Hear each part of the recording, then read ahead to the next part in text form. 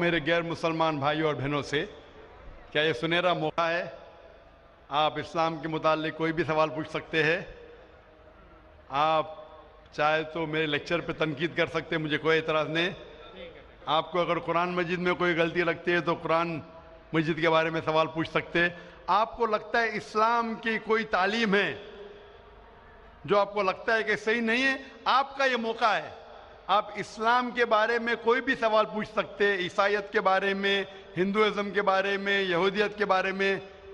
میں طالب علم ہوں اسلام اور دیگر مذاہب کا، میں اسٹوڈنٹ ہوں اسلام اور کمپیریٹو ریلیجن کا.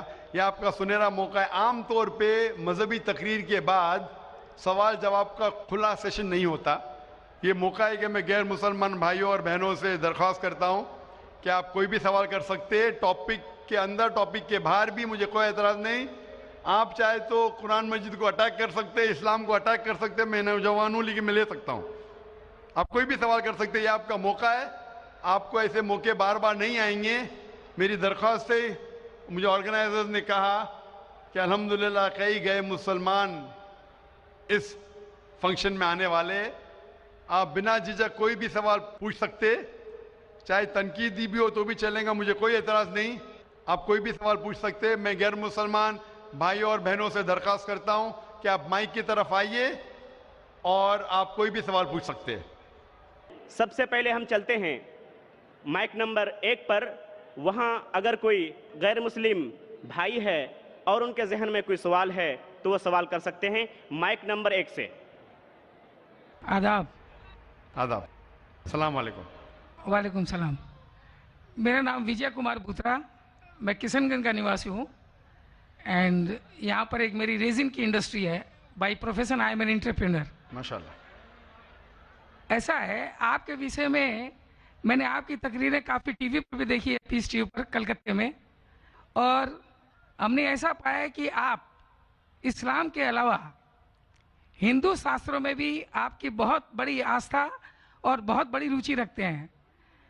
میرے میں یہ جاننے کی اتسکتا ہے کہ آپ کی یہ اتسکتا ہندو شاستر کے پرتی کب آئی اور کیوں آئی، اس کے وشے میں مجھے آپ سے تھوڑا بھائی صاحب کا سوال ہے کہ انہوں نے مجھے ٹی وی پہ کلکتہ میں کئی بار دیکھا ہے اور یہ جانا ہے کہ اسلام کے علاوہ میں دیگر مذاہب کے بارے میں بات کرتا ہوں اور ہندو دھارمک کتابوں کے بارے میں بھی میں علم رکھتا ہوں.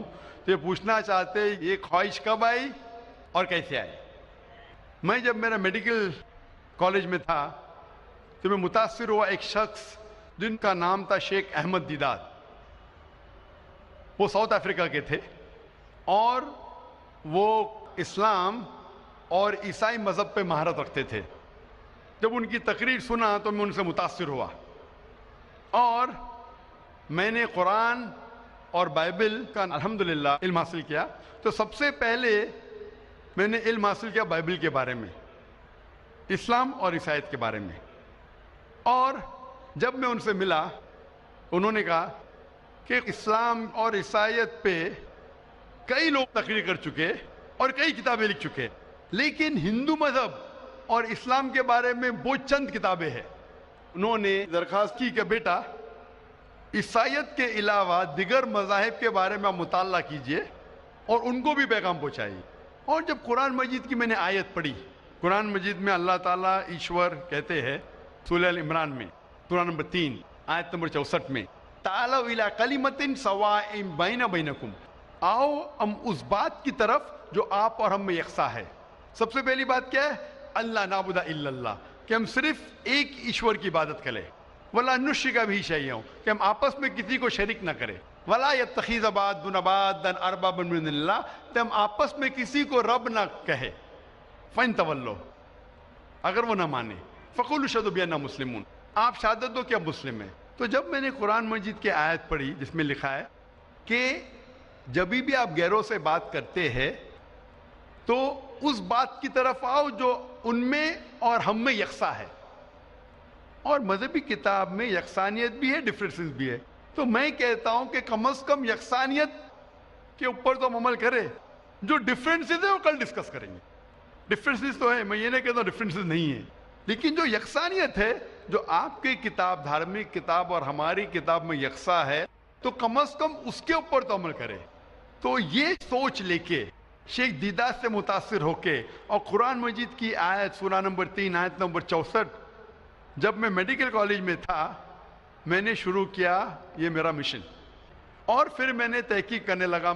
عیسائیت مذہب کا تو اتنے اچھے سے مطالعہ کیا تھا شیخ احمد دیداد نے کہ مجھے زیادہ تحقیق کرنے کی ضرورت نہیں پڑی, لیکن میں تحقیق شروع کیا ہندو مذہب کے بارے میں.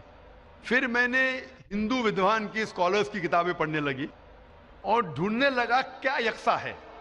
لیکن قرآن مجید میں کہا گیا ہے کہ سب سے پہلی بات ہے اللہ نعبد الا اللہ, کہ ہم صرف ایک ایشور, ایک بھگوان, ایک اللہ کی عبادت کریں.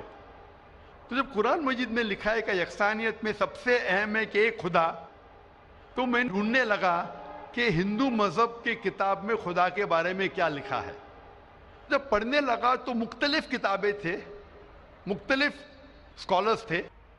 مختلف اسکالرس کو پڑھنے کے بعد پتا چلا کہ ایک ہوتا ہے کہ مذہب کو جاننا کتابوں کے ذریعے اور ایک مذہب کے ماننے والوں کے ذریعے.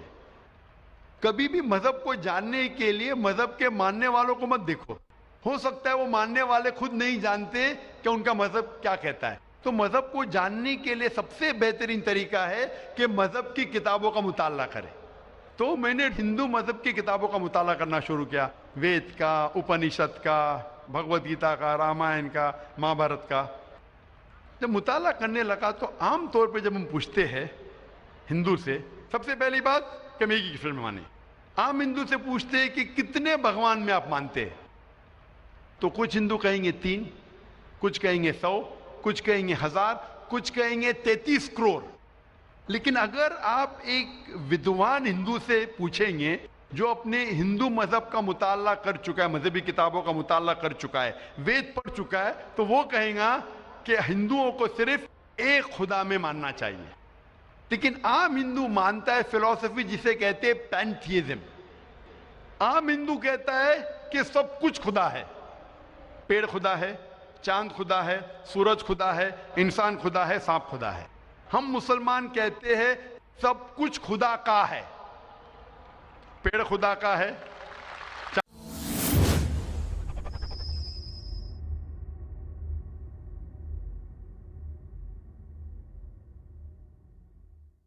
چاند خدا کا ہے, سورج خدا کا ہے, انسان خدا کا ہے, سانپ خدا کا ہے. تو یہ اہم فرق ہے عام ہندو اور عام مسلمان میں. عام ہندو کہتا ہے سب کچھ خدا ہے, ہم مسلمان کہتے ہیں سب کچھ خدا کا ہے. تو یہ فرق ہے صرف کا. اگر یہ کا کے فرق کو مٹا لے تو ہم ہندو اور مسلمان ایک ہو جائیں گے. کیسا کرنا چاہیے؟ تعالوا الی کلمۃ سواء بین بینکم, آؤ ہم اس بات کی طرف جو آپ اور ہم میں یکساں ہے. تو جب میں ہندو مذہب کی کتابوں کا مطالعہ کرنے لگا تو ایک اہم کتاب کا نام ہے اپنشد. اپنشد میں لکھا ہے, چھندوں کے Upanishad, chapter number 6, section number 2, shloka number 1 میں ایکم ایودتیم, خدا ایک ہے دوسرا نہیں ہے. جب ہم پڑھیں گے سویتا سوتر اپنشد چیپٹر نمبر 6 شلوکا نمبر 9 میں, ناچس سے کسج جنیتا نہ چدیپا, یہ سنسکرت کوٹیشن ہے جس کے معنی ہے اس خدا, اس ایشور کا کوئی رب نہیں, اس ایشور کے کوئی والدین نہیں, اس کے اوپر کوئی نہیں ہے, اس کی والدہ نہیں, اس کے والد نہیں ہے. لکھا ہے سویتا سوتر اپنشد میں چیپٹر نمبر 4 شلوکا نمبر 19 میں, نہ تस्य پرتیما استی, اس ایشور کی کوئی پرتیما نہیں. پرتیما سنسکرت میں ہوتا ہے عکس, photograph, painting, picture, idol, statue, sculpture. ناتست پرتیما استی, اس ایشور کی کوئی پرتیما نہیں, کوئی عکس نہیں, کوئی پکچر نہیں, کوئی فوٹوگراف نہیں, کوئی پینٹنگ نہیں, کوئی آئیڈل نہیں, کوئی اسکلپچر نہیں, کوئی اسٹیچو نہیں. اور یہ آپ آگے پڑھیں گے یہ وہی چیز لکھا ہوا ہے یجوروید میں. وید ہندو مذہب کی سب سے اونچی کتاب ہے. یجوروید میں لکھا ہے چیپٹر نمبر 32 شلوکا نمبر 3 میں, نہ تस्य پرتیما استی, اس ایشور کی کوئی پرتیما نہیں, کوئی عکس نہیں, کوئی فوٹوگراف نہیں, کوئی پینٹنگ نہیں, کوئی پکچر نہیں, کوئی اسٹیچو نہیں, کوئی آئیڈل نہیں, کوئی اسکلپچر نہیں. تو جب ہم ہندو مذہب کی کتابوں کا مطالعہ کرتے پتا چلتا ہے ہندو مذہبی کتاب میں بھی لکھا ہے خدا ایک ہے, اس خدا کا کوئی عکس نہیں, और ब्राह्म सूत्र जो हिंदुइज्म का है वो एकम ब्राह्म द्योत्या नास्ते नैना नास्ते किंचन, भगवान एक ही है, दूसरा नहीं है, नहीं है, नहीं है, जरा भी नहीं है. There is only one God, not a second one, not at all, not at all, not in the least bit. तो इस जरिए से मेरा मुताला शुरू हुआ. सबसे पहले तहकीक करने लगा मैं कि हिंदू मजहब की किताब में ईश्वर का क्या जिक्र है, भगवान का क्या जिक्र है. और पता चला जिस तरीके से कुरान मजीद में लिखा है खुदा एक है, वही लिखा है हिंदू मजहबी किताब में. जिस तरीके कुरान में लिखा है उसका कोई अक्स नहीं, वही लिखा है हिंदू मजहब में. जिस तरीके से कुरान मजीद में लिखा है ना वो किसी से जनाए ना किसी को जनता है, वही चीज लिखी हिंदू मजहबी किताब में. तो मैंने कहा जो यकसा है तो इसके ऊपर अमल क्यों ना करे.